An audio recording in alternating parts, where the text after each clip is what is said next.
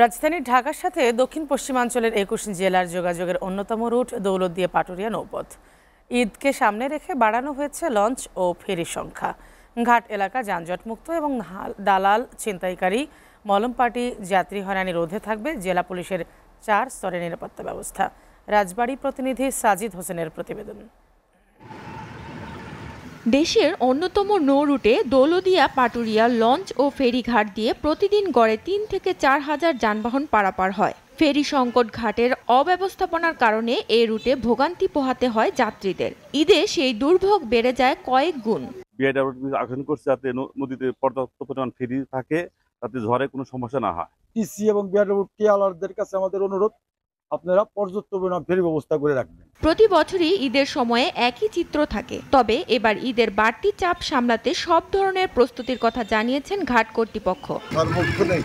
সার্বক্ষণিক আমাদের কর্মকর্তা কর্মচারী বাসের সব মিলে পুলিশ সবাই আমরা চেষ্টার মধ্যে আছি।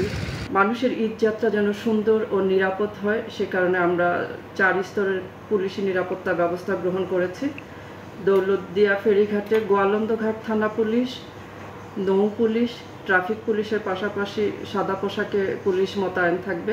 আসন্ন পবিত্র ঈদ উল ফিতরের যাত্রী ও যানবাহন পারাপার নির্বিঘ্ন করতে এই নৌ রুটে চলাচল করবে ১৭টি ফেরি ও ২২টি লঞ্চ। SATV news desk.